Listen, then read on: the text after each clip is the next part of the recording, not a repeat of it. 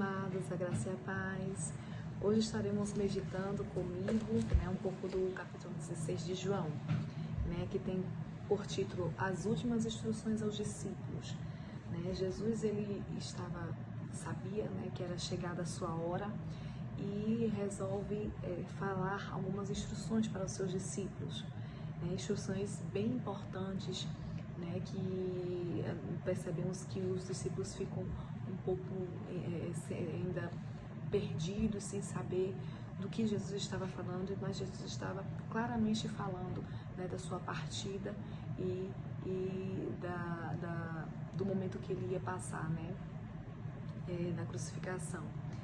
Então, Jesus ele começa a orientar e diz que convém que eu vá, porque se eu não for, lá no versículo 7 ele fala, se eu não for, o Consolador, ele está falando aqui do Espírito Santo, se eu não for, o Consolador não vai ficar com vocês. Então, eu vos enviarei, assim que eu for, assim que eu partir, eu vou enviar para deixar o Consolador com vocês. Então, ele começa a falar o que o Consolador vai fazer, qual a função que ele vai ter a partir de agora, depois que Jesus se retirar do meio deles. Ele vai começar a falar no versículo 8, que o Consolador, que o Espírito Santo vai convencer o homem do seu pecado, e da justiça e do juízo. Então ele vai falar que o Espírito Santo também vai convencer o homem do pecado a partir do momento que o homem crer em Jesus. Então o Consolador ele vai consolar, ele vai convencer. Então tudo isso o Espírito Santo, que é chamado aqui de Consolador, ele vai fazer depois que Jesus se ausentar fisicamente, do meio dos seus discípulos. Então, os discípulos começam a questionar, para onde Jesus estava indo, começa a questionar. Então, Jesus ele começa a responder, como em verdade vos digo, lá no versículo 20, que vocês chorarão, vão chorar, vão se lamentar, mas a partir do momento que vocês choram, vocês se lamentam, por outro lado, o mundo se alegra. Então, quanto mais Jesus falava, os discípulos ficavam mais perdidos ainda. E Jesus continua falando que vocês vão ficar tristes, com o que está para acontecer, mas que essa tristeza é para se converter em alegria, irá se converter em alegria. Então, ele faz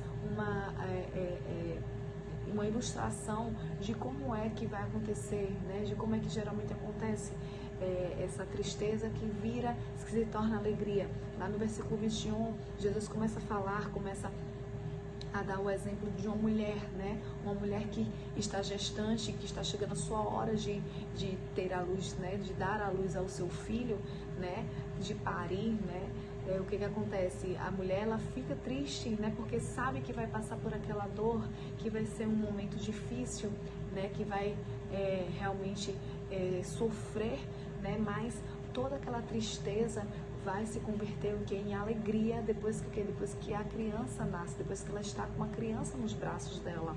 Então ela ri, ela se alegra, ela se regozija, e Jesus está comparando a sua partida dessa mesma forma que ele vai partir, ele vai deixar os discípulos, mas que por outro lado toda uma nação vai se regozijar, vai se alegrar. Por quê? Porque aquela partida dele foi com um único propósito de salvar toda a humanidade. Então é motivo sim de nós nos alegrarmos, de nós nos regozijarmos. Por quê? Porque Jesus ele sofreu as nossas dores, levou sobre si todos os nossos pecados, e hoje nós podemos dizer que nós somos livres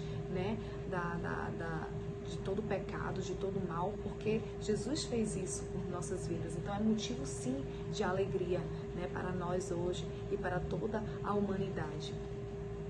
No versículo 23, Jesus fala que em verdade eu vos digo que tudo o que pedires a Deus, no nome dele, o Pai vos dará. Então, tudo que nós pedirmos a Deus, tudo que nós pedirmos com fé, e no nome de Jesus, o Pai, ele nos dá. tamanho amor que ele tem pelo seu único filho, por toda essa trajetória que ele iria passar de dor, de sofrimento, mesmo sem ter carregado nenhum tipo de pecado, né? E o versículo 33, ele fecha esse capítulo de uma maneira linda, né? Ele fala assim: disse-vos essas coisas para que em mim tenhais paz, porque no mundo tereis aflições, mas tende bom ânimo, porque eu venci o mundo. Então, o que Jesus está falando aqui? Jesus, ele sabe de tudo aquilo que ele já enfrentou, né? Como a gente já analisou por diversas vezes, né?